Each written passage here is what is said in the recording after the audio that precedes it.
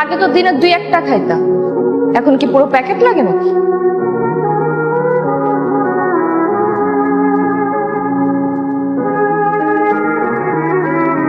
এই সিগারেট না আমি কারো বাপের টাকায় খাই না, নিজের টাকায় খাই, তো আবার নিজের বাড়ির ছাদে।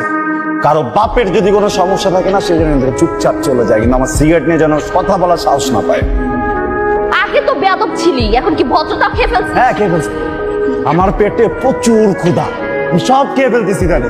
হ্যাঁ, আগে মনে ছিল না আমি তো জন্মাইছি অবাধ, এটা মনে ছিল না আমি যে একটা বখাটে, এটা জানা নাই। হ্যাঁ আমি জানি তো তুই বখাটে, তুই তো বখাটে দেখে আজকে আমি তোর সাথে নাই, বুঝছস নাই? কিন্তু এসব বখাটে গিরি এই ছাদে চলবে না, সিগারেট খাওয়া যাবে না এই ছাদে।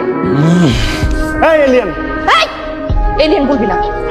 100 বার বলবো, 1000 বার বলবো, যতবার মন চায় ততবার তোর এলিয়েন বলবো। Alien alien alien alien alien. আমার বাড়ির ছাদ, আমি গাঞ্জা